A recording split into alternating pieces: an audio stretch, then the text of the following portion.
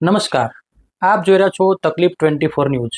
બોટાદ જિલ્લાના રાણપુર તાલુકાના બરાનિયા, દેવળિયા અને ધારપીપળા ગામોમાં આજે કન્યા કેળવણી મહોત્સવ અને શાળા પ્રવેશોત્સવની ઉજવણી કરવામાં આવી હતી. શિક્ષણના પ્રથમ સોપાન પર પગલું મૂકનારા નાનકડા બાલ ગોપાલોનું ઉષ્માભેર સ્વાગત કરવામાં આવ્યું હતું.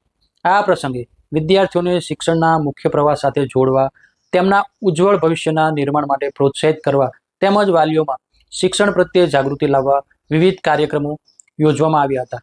કાર્યક્રમ દરમિયાન વિદ્યાર્થીઓને સ્કૂલ બેગ કીટ અને પ્રમાણપત્રોનું વિતરણ કરવામાં આવ્યું હતું. સાથે જ પર્યાવરણ સંરક્ષણના સંદેશ આપવા વૃક્ષારોપણ પણ કરવામાં આવ્યું હતું. ચાલો જોઈએ આ પ્રસંગ અંગેનો વિશેષ અહેવાલ.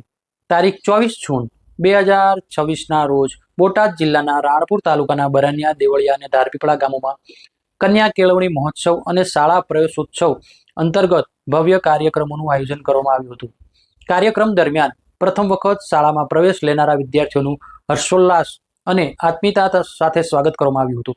શિક્ષણના રંગે રંગાઈને બાળકો જીવનમાં આગળ વધે અને દેશના જવાબદાર નાગરિક બને તેવા શુભ સંકલ્પ સાથે પ્રવેશોત્સવ ઉજવાયો હતો.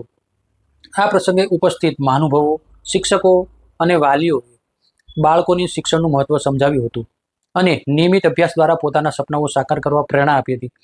પ્રવેશોત્સવ અંતર્ગત વિદ્યાર્થીઓને પ્રમાણપત્રો તેમજ સ્કૂલ બેગ કીટનું વિતરણ કરવામાં આવ્યું હતું. બાળકોના ચહેરા પર ખુશી અને ઉત્સાહ સ્પષ્ટપણે જોવા મળ્યો હતો. કાર્યક્રમના સમાપન પ્રસંગે પર્યાવરણ જાગૃતિના ભાગરૂપે વૃક્ષારોપણ કરવામાં આવ્યું હતું.